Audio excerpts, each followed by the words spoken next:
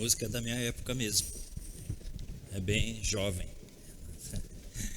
Esses caras insistem em dizer que eu sou velho, olha. Obrigado, Paulinho. Tá.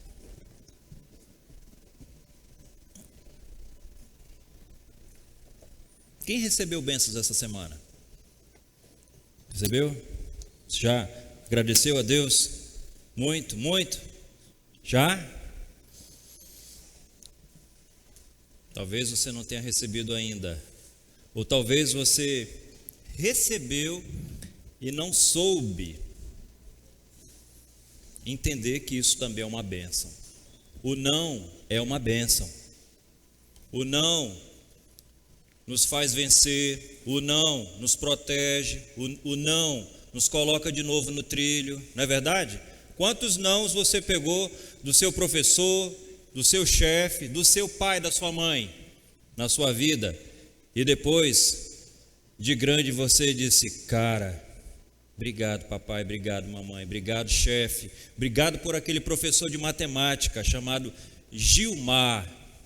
Eu imaginava que ele tinha algo contra mim, mas que cara incrível aquele. Ele sempre me deixava depois do horário de aula, e eu queria jogar vôlei, eu queria jogar basquete, eu queria jogar bola, eu queria ir para a quadra. Ele dizia: não, você vai ficar aqui, você vai fazer tudo de novo, todo exercício de novo.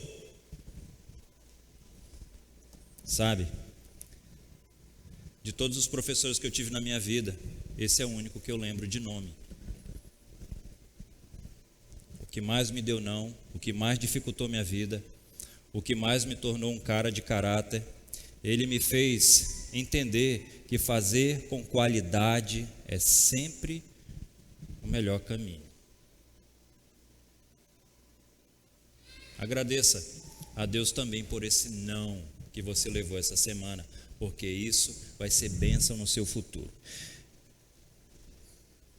Em 30 de julho de 2007, eu vou começar por essa história e vou narrar 4 histórias para você que eu penso ser importante para a formação do seu caráter e a sua tomada de decisões, a sua vida, seja pessoal, seja profissional, seja também espiritual, principalmente. Então, acompanhe atentamente a narrativa dessas 4 histórias que eu escolhi para hoje à noite.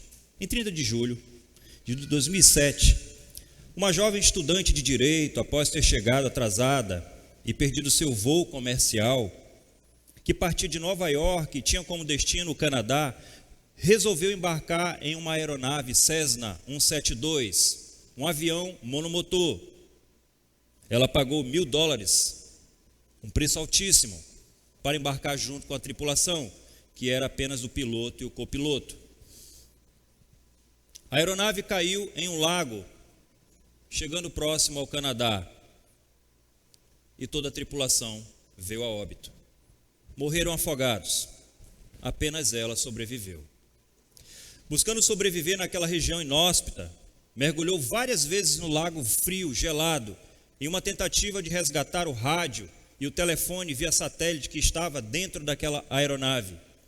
Nessas tentativas, ela encontrou 2 bolsas grandes, cheias de dinheiro, abarrotada de dólar, e se perguntou: que valor tem este dinheiro para mim em minha situação? Bem, ao anoitecer, quando o frio intenso chegou, aquele dinheiro lhe serviu apenas para ser queimado, para aquecer os gravetos ainda úmidos que ela conseguira arrumar durante a tarde. Aquele fogo a aqueceu por algumas noites. Bom, no 46º dia, naquela mata, ela encontrou 2 caçadores que a salvaram já sem forças, sem consciência, com pelo menos 10 quilos a menos. Aquele dinheiro, naquela situação, havia salvado a sua vida. Mas ela não levou uma nota de $1 sequer para a sua nova vida. O que é mais importante para você? Esse é o nosso tema de hoje. O que é mais importante para você? Sua vida é importante? Em média, 4 jovens cometem suicídio no interior do estado do Amazonas. O número crescente de suicídio no Brasil, e principalmente no nosso estado, entre jovens ribeirinhos e indígenas, tem sido cada vez maior. É assustador. De acordo com a OMS, a Organização Mundial da Saúde, o suicídio é uma das principais causas de morte em todo o mundo, sendo que, em 2019,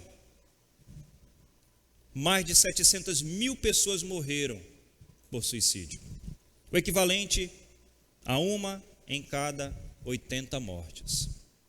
No Brasil, entre 2014 e o ano de 2019, aumentaram em 28% os casos de suicídio, passando de 9,7 mil para 12,4 mil casos.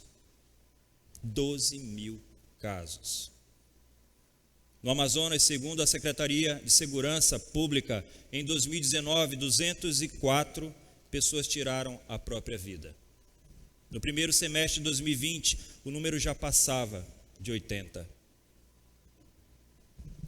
Em Manaus, no ano de 2020, foram 119 casos de suicídio, um aumento de 13% em relação ao ano anterior. Em 2021, entre os meses de janeiro e abril, foram registrados, só na capital, 57 casos. Ao todo, entre os anos de 2019 e 2021, foram registrados em Manaus 270 suicídios e no interior mais de 80 mortes, totalizando mais de 350 casos só no nosso estado. São muitas vidas. Talvez você tenha perdido alguém assim.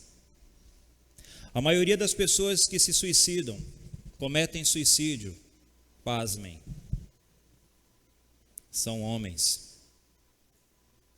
não são mulheres, como nós imaginávamos, são homens. Onde 90% desses casos de suicídio estão relacionados a doenças mentais, principalmente devido à depressão. Nos jovens, 97% dos casos são transtornos mentais, seguidos pela depressão, transtorno bipolar, abuso de drogas, uso descontrolado de bebidas alcoólicas.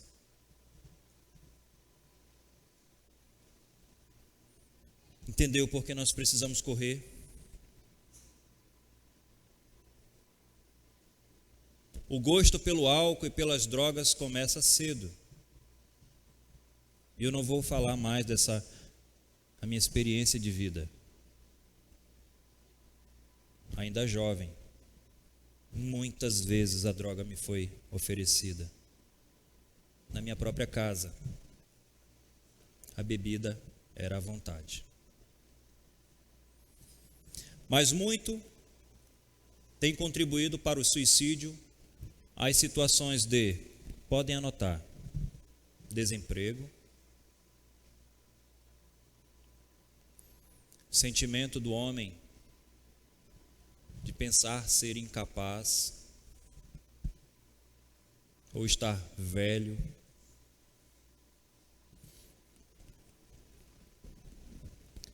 cuidado com as suas brincadeiras.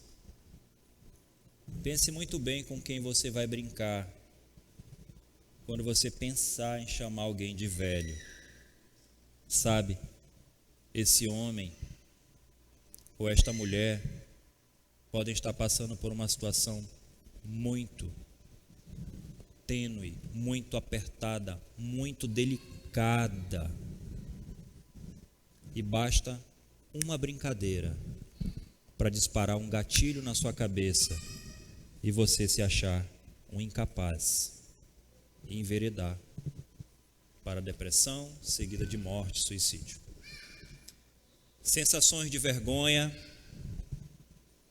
por não serem aceitos ou não se aceitarem como são. Geralmente os jovens estão mais tendenciosos a sofrerem bullying. Você é preto. Você é amarelo. Olha, você é magrelo. Olha como você é gordo. Olha o seu cabelo, é liso. Olha, seu cabelo é tonhonhon. Nossa, você nem tem um tênis igual o meu. Ó, seu corte de cabelo parece de antigo. Você tem que cortar assim, ó. Ó, seu corte de cabelo está parecendo com um galeroso. Isso pode desencadear gatilho na sua cabeça e te levar para uma depressão. Desonra, isolamento, muitas responsabilidades. Sabe, a gente é tendencioso a falar, a dizer, a comentar que a geração de agora parece ser uma geração fraca diante da geração passada. Mas eu acho que isso não é uma verdade. Cada geração tem o seu momento, suas dificuldades, suas nuances, seus balizamentos, suas facilidades, suas complicações, enfim. A minha geração foi uma geração muito apertada, financeiramente, de poucas palavras, de pouco abraço, de pouco eu te amo. Na verdade, eu acho que eu nunca ouvi um eu te amo do meu pai nem da minha mãe. Você já ouviu um eu te amo do teu pai? Quantos são da minha turma? Nunca ouvi. Por nunca ter ouvido, nos julgamos ser fortes.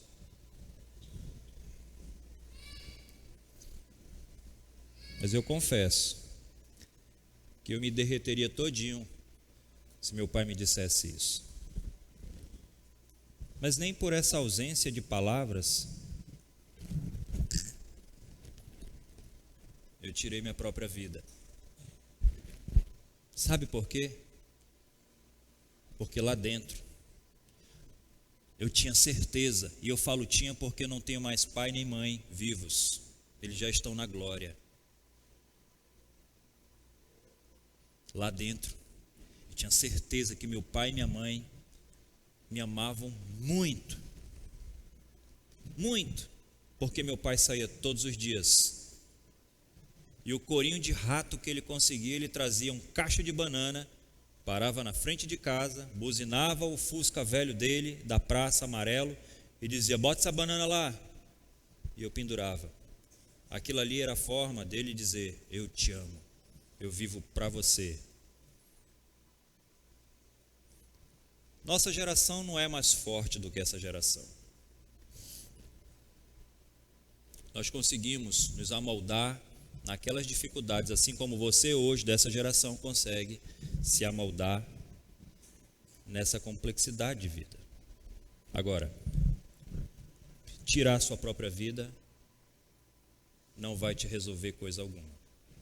Nunca resolveu.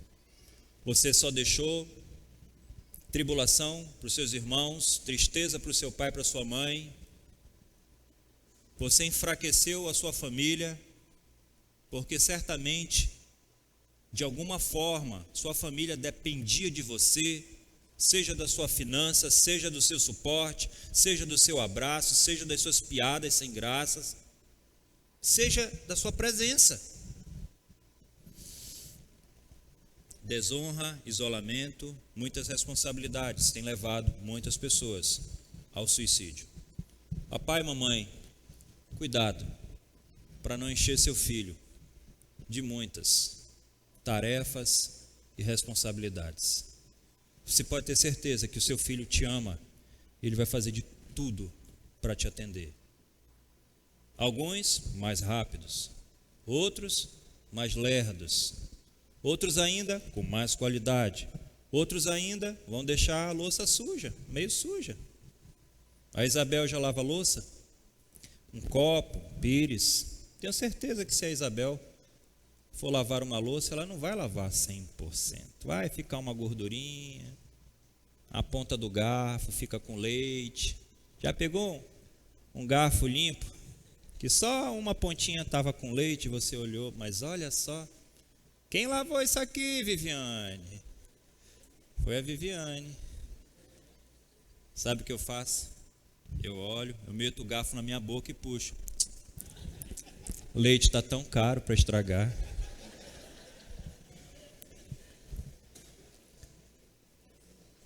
Tenha cuidado.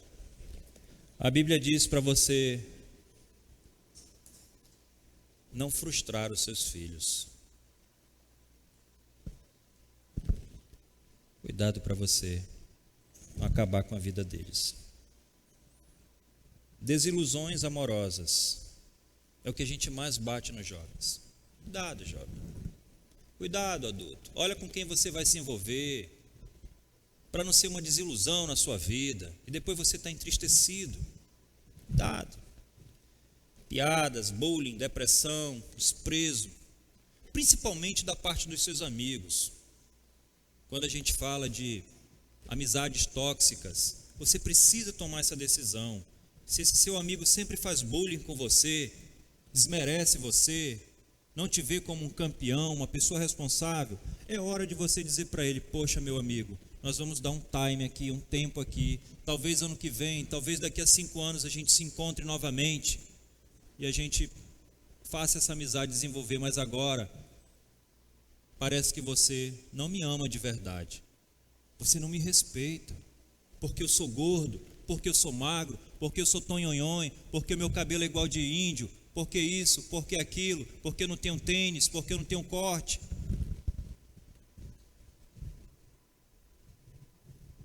A gente volta a se falar. O que é mais importante para você? Sua vida, seu bem-estar ou os seus amigos que desmerecem você? Uma supermãe salva seus 6 filhos. Essa é a próxima narrativa. Era uma noite qualquer no inverno sueco, até que um incêndio tomou conta da casa de Emma Scholz, de 31 anos. Seus 2 filhos mais novos estavam dormindo no andar de baixo, já tomados pelas chamas. Sem pensar 2 vezes, ela correu a escada abaixo e conduziu seus filhos pela porta da frente, protegendo-os do fogo com seu próprio corpo.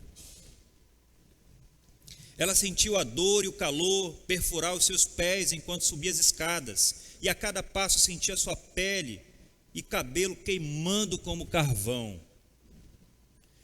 Emma gritou para os seus filhos correndo para a varanda da casa.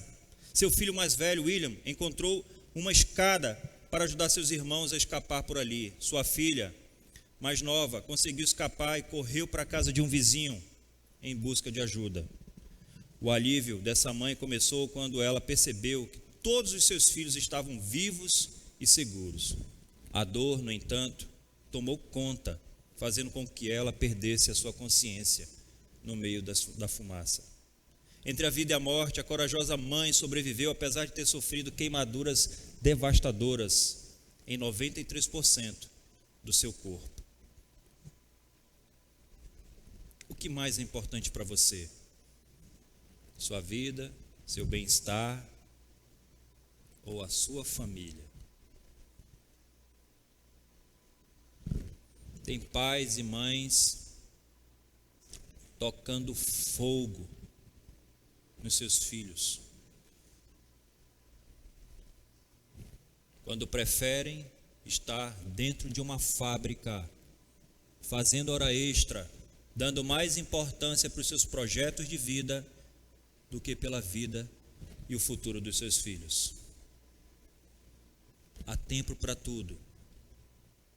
Deus nos tem dado um espírito de bom senso. Você precisa migrar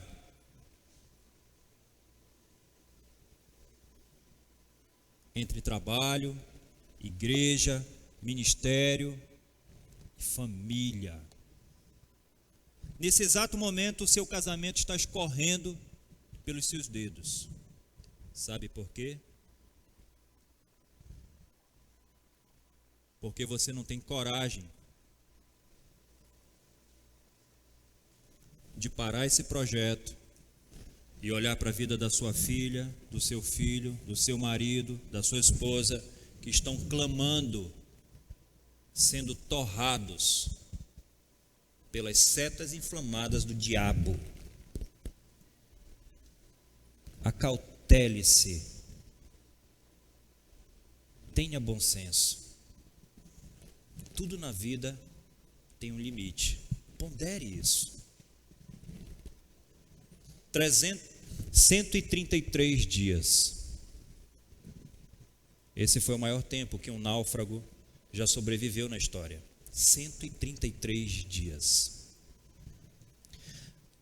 Mas não é essa a história que eu vou contar. A história que eu irei contar agora é de um sobrevivente chamado Steve Callahan.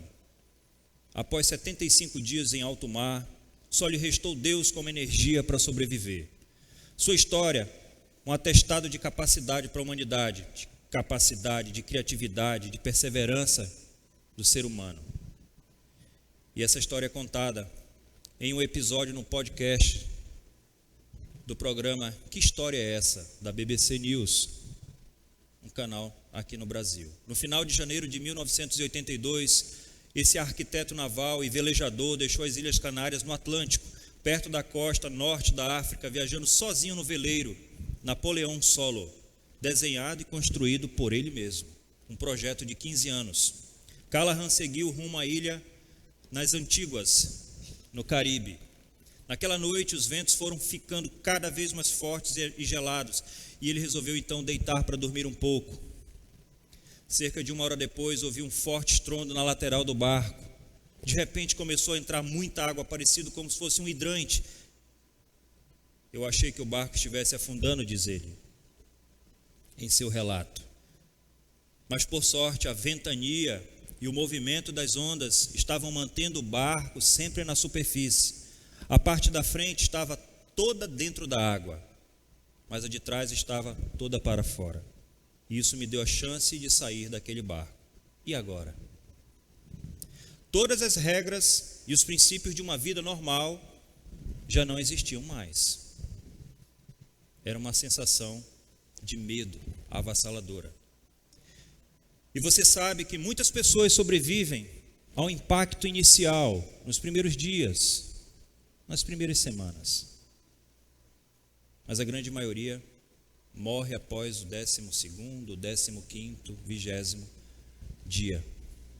Não de fome, nem de sede, mas de desespero, falta de sanidade.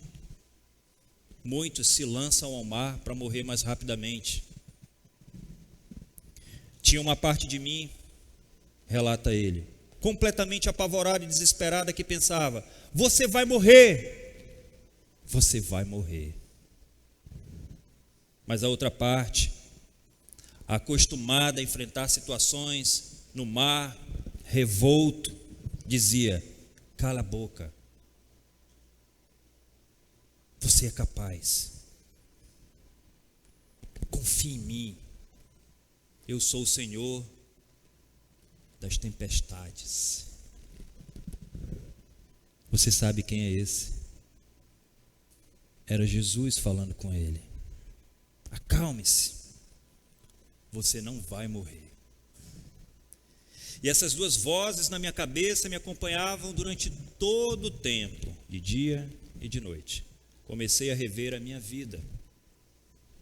Fato interessante, para nós pensarmos sobre a nossa vida agora, que está num porto seguro, no seio da nossa igreja, nas mãos do nosso Deus, na segurança da nossa família. Pense nisso, porque Ele deixou para pensar esses pontos que eu vou relatar agora em alto mar, quando as coisas já não tinham mais a quem recorrer. Você ainda tem a quem recorrer. Comecei a rever a minha vida, em como fui teimoso, em pensar que sou autossuficiente a ponto de ser arrogante.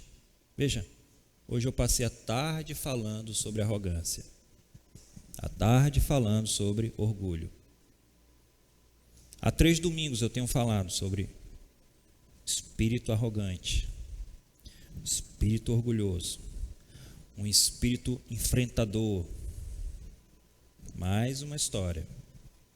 Esse homem, em alto mar, prestes a morrer, sem esperança nenhuma, começou a pensar: como fui teimoso em pensar que eu sou autossuficiente a ponto de ser arrogante. Nos erros que cometi, os princípios que eu quebrei, as regras que eu nunca dei a mínima. Regras existem para serem cumpridas. Essa semana eu quebrei uma regra minha.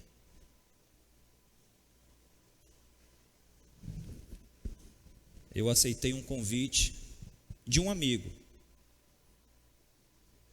Eu não sabia onde ele morava e nem o que eu ia encontrar no meio do caminho. Na verdade, eu tenho uma regra comigo, que quando eu erro a entrada, eu volto tudo de novo para acertar a entrada correta. Mas eu preferi dar ouvidos e seguir no caminho errado. Sabe? Eu entrei no local tão escuro, cheio de barro, de lama. Eu me senti como esse homem, incapaz e impotente, onde nem o celular funcionava para me tirar dali. Então eu comecei a dar muitas voltas, para cima, para baixo, para um lado, para outro, e mais escuro ficava. E pior, mais cheio de lama. Até que o pior começou a acontecer. Eu olhei para um muro e eu vi o que ninguém gosta de ver.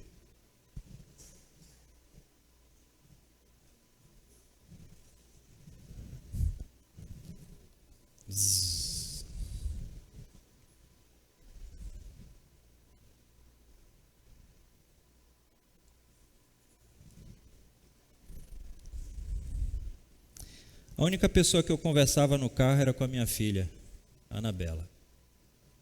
Eu senti que dela poderia vir uma orientação responsável. E eu perguntava: Bela, o que a gente faz agora? Pai, a gente tem que voltar. Quando você quebra suas regras e seus princípios, você entra em situações de risco. Quando Deus nos coloca uma Bíblia cheia de regras e princípios, ali não somente Ele está demonstrando o seu amor por nós, mas o cuidado para nós não morrermos. Esse homem pensou nos erros que ele havia cometido, nos princípios que ele havia quebrado, nas regras que ele não havia dado a mínima.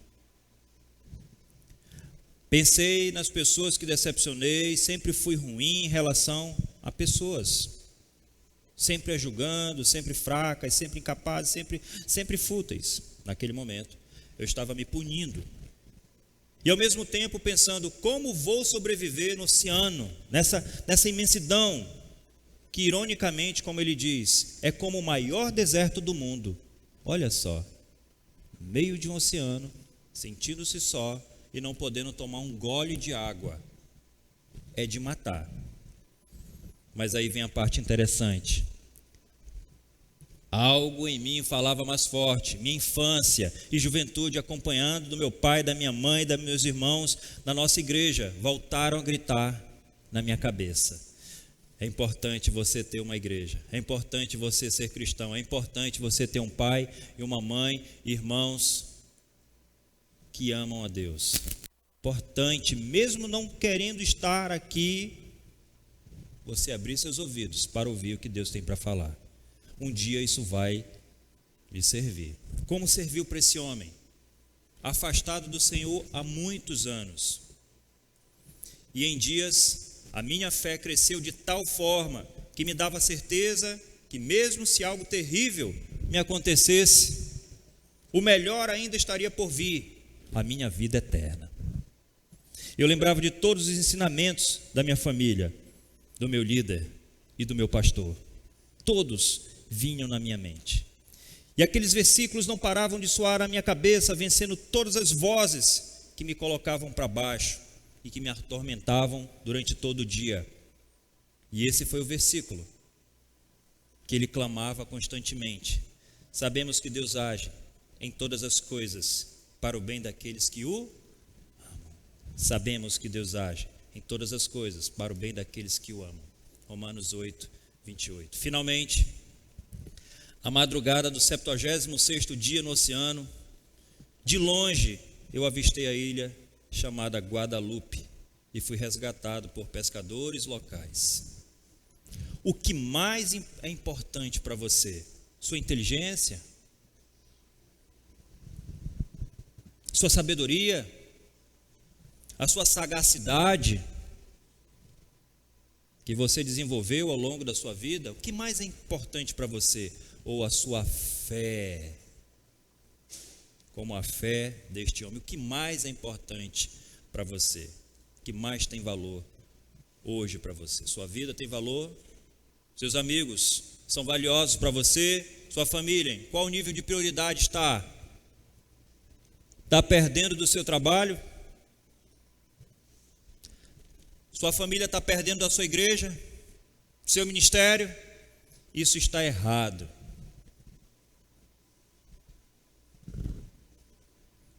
Do que importa, diz o Senhor, você ganhar o mundo inteiro e perder a sua alma, não vale nada. Seu marido é sua alma, sua mulher é sua alma, seus filhos é sua alma. Eles são mais valiosos do que a limpeza, mais valiosos até do que um pastorado. Você está deixando escorrer o que é precioso para você entre os seus dedos. Agora, Deus. Que importância Deus tem para você? Coloque aí no seu papel. Que importância Deus tem para você? Deus tanto nos ama que Ele entregou o seu Filho Jesus para morrer por nós. Não é verdade? Ele nos resgatou, dando o seu único Filho. Isso está escrito no livro de João, capítulo 3, no verso 16. Isso nos afirma que Ele nos ama. Ele não mediu esforços nenhum para nos colocar como a coisa mais importante de tudo. Nós somos a coisa mais importante para Deus. Eu e você somos a coisa mais importante para Deus. Será que você consegue dizer isso para a sua família? Para o seu filho que está ao seu lado? Para esse irmão que está aí? Você consegue dizer? Diga isso para ele. Reforce essa frase para ele. Você é a coisa mais importante que Deus já fez na face da terra. Você é muito precioso para o Senhor. Gálatas capítulo 1, no verso 4 diz que Ele se entregou por nossos pecados para nos resgatar. Deus, Ele mesmo, não outro, Deus entregou-se por nossos pecados para pagá-los. Todo aquele que vem a mim já está salvo. Seus pecados foram pagos. Você não tem mais dívida com ninguém, diz o Senhor. Ele deu sua vida por nós, como aquela mãe que ficou toda queimada para salvar os seus 6 filhos. Romanos 5:8. Mas Deus demonstra o seu amor por nós. Cristo morreu em nosso favor quando nós ainda éramos.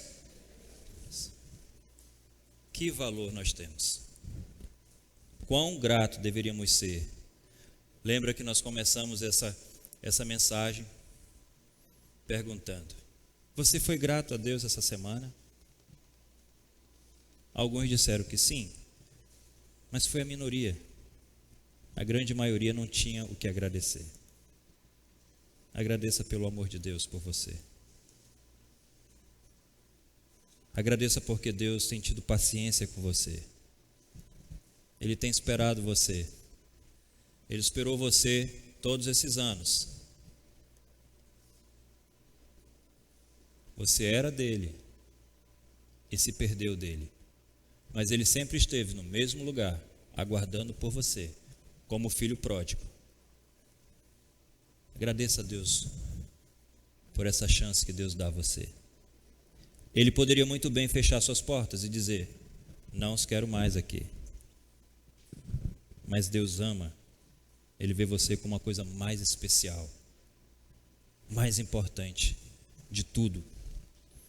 Por que Ele fez tudo isso? Porque Ele nos tem como a sua metade. Eu sempre costumo citar esse exemplo. Na minha época, os garotos, que tinham um pouquinho mais de dinheiro, eles costumavam comprar um cordão, e nesse cordão tinha um pingente, um coração, e nesse coração ele era dividido no meio, e quando você encontrava a garota, o garoto que você se apaixonava, não amava, porque a gente não sabe o que é amor.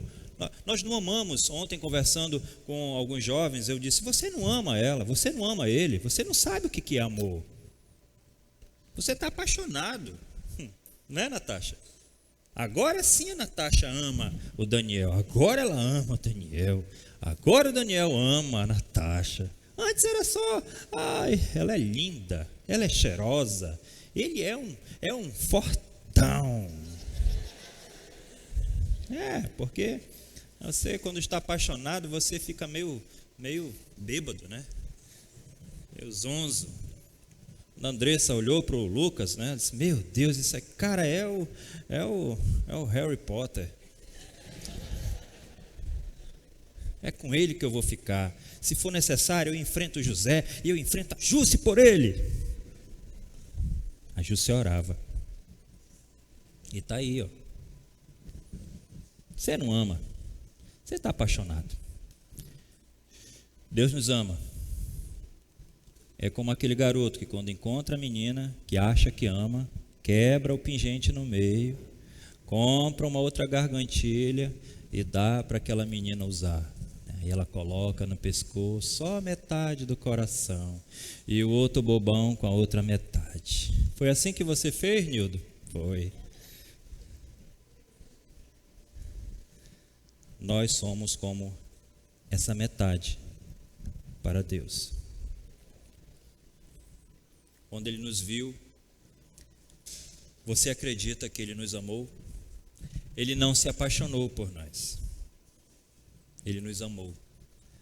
Desde o dia em que Ele mesmo, não o outro, estava nos costurando, nos tecendo no útero de nossa mãe. Foi Ele quem fez você assim.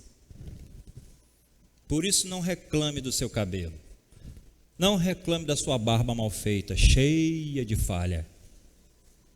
Na minha época, os garotos, de 13, 14, 15, até 17 anos, eram bobo da cabeça.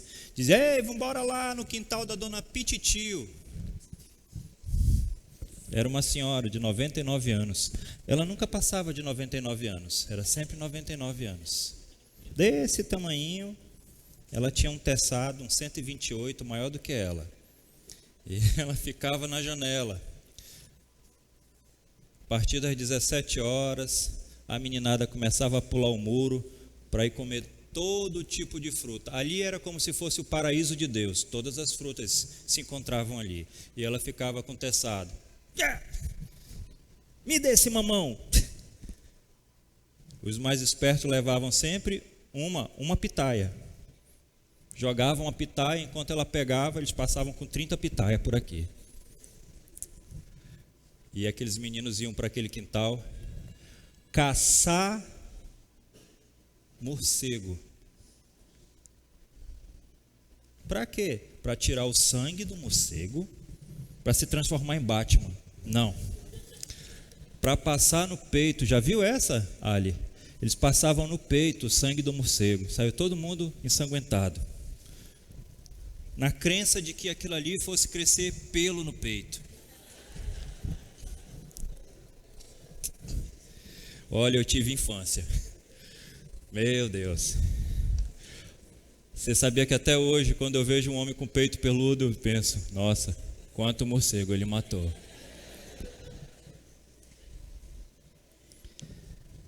E as pessoas não se aceitam, porque não tem pelo, porque não tem barba. Alguns deixam a barba, né? A barba cresce só de um lado, aí do outro lado não cresce. E não se gostam. Deus fez você assim. Tem uma técnica até que o cara usa, né, com aquele lápis, aquele lápis de pintar olho, né, contorno. Aí pinta a barba. Vai dizer que a barba é bem preta. A minha não, a minha é duas cores. Aceite-se como você é. Deus ama você assim mesmo. Se Ele quisesse você diferente, Ele teria feito você diferente. Então, mesmo sendo pecadores, Deus nos ama e tem uma chance dada por Ele todos os dias. Por quê? Porque Ele nos ama. E temos a sua misericórdia todos os dias. As suas misericórdias se renovam a cada manhã. Esse é o versículo que o José gosta de falar. Cada manhã. Cada manhã. Por quê? Porque Ele nos ama. E o seu amor é todo nosso. Por quê? Porque Ele nos ama. Você entendeu isso? Porque Ele nos ama. Mas para a gente fechar e finalizar. Mas Deus é precioso para mim? É? Quanto Ele é precioso para você? A ponto de você quebrar os seus princípios. A ponto de você arquitetar o seu próximo pecado.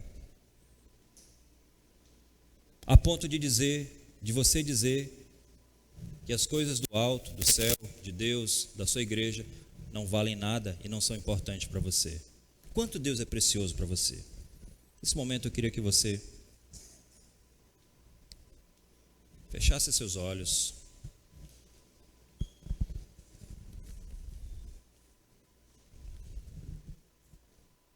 Aqueles que são casados, solte um pouquinho sua esposa aí.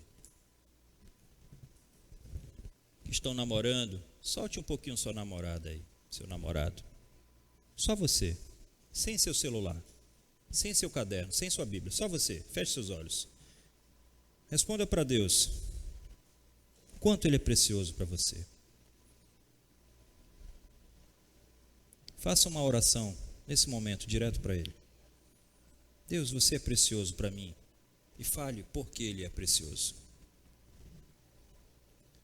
É porque Ele te deu vida? Porque Ele recuperou sua saúde? Será que é porque Ele te deu um trabalho? Porque você tem prosperado? Será que é por isso que Ele é precioso para você? Eu quero que você chegue a uma conclusão de que mesmo que todas essas coisas não tivessem vindo até você, ainda assim, Ele é o primeiro para você. Ele é precioso. Como a oração de Daniel.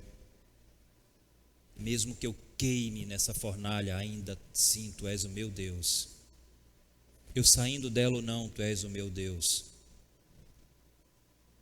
Faça a sua oração direto para Ele.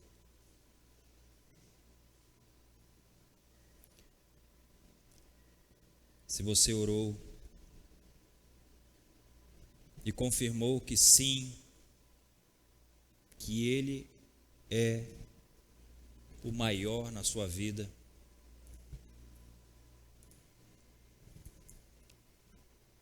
vou lhe dar a única dica dessa noite. Decida seguir os seus princípios. Nunca aparte-se deles. Mesmo quando você crescer, volte seu rosto, seu coração, toda a sua vida para servi-lo. Não importa se você estiver aqui, Fortaleza, em outra igreja, use toda a sua vida para honrá-lo. Pare de ser assim. Permita Deus transformar essas coisas que não são legais na sua vida. Você sabe disso. Você sabe quais são essas coisas. Sabe o que Deus quer de nós? Pode abrir seus olhos. Que nós o amemos de toda a vida, toda a nossa mente, todo o nosso entendimento, com toda a nossa força. E sabe como é que você pode começar amando a Deus? Amando o seu. Vamos fazer diferente essa semana? Eu sempre costumo pedir, bote 2 nomes, bote 3 nomes, bote 4 nomes. Hoje eu vou deixar você livre. Que a sua própria consciência lhe diga quem você deve amar. Essa semana eu acho que o Eduardo resolveu me amar. Ele foi lá no meu escritório, aí ele deixou uma pitaia na minha mesa. Eu sentei na minha mesa, olhei para a pitaia. Aí eu fiz a pergunta apenas de praxe. A única pessoa de Manaus que eu sei que trata de pitaia é o Eduardo. Ninguém mais. Nem o DB, nem o Carrefour, só o Eduardo. E aí eu perguntei, quem trouxe essa pitaia? Meus 2 sócios disseram, o Eduardo. Ser humano, né? Segunda coisa do ser humano, eu olhei para a minha pitaia, eu olhei para do meu outro sócio, olhei para o outro, e a minha pitaia era maior. Ser humano. Você também é assim. Terceira coisa.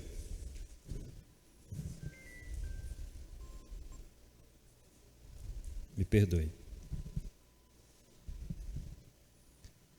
Eu olhei para a pitaia, e aí já não é do ser humano, é do Filho de Deus.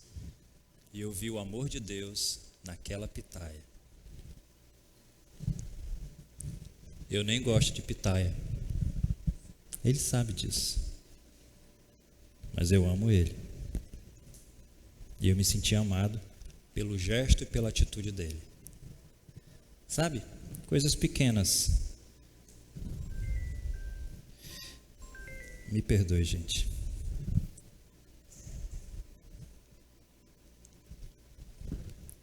Coisas pequenas que fazem você mostrar Jesus na sua vida. Então, essa pessoa que está fritando na sua mente, é isso que você vai fazer essa semana. Levar um gesto de amor para ela. Tá bom? Vamos orar? Pai, muito obrigado por todas as pessoas, Senhor, que nos demonstram um amor sincero. Nós te agradecemos, Deus, por essa igreja, te agradecemos pelos teus princípios e nós te pedimos, Senhor, que nos fortaleça, nos encoraje a não quebrarmos o teu princípio, Senhor Deus, a sermos fortes o suficiente para segui-los, mesmo naquele local feio, escuro, com aquelas iniciais escritas no muro. O medo vem, mas nós sabemos que há um Deus poderoso que pode nos proteger. Que esta semana, Senhor, tu abençoe e guarde cada filho teu. É o que nós oramos e te pedimos em nome de Jesus. Amém. Uma excelente semana para todos, gente. Muito obrigado.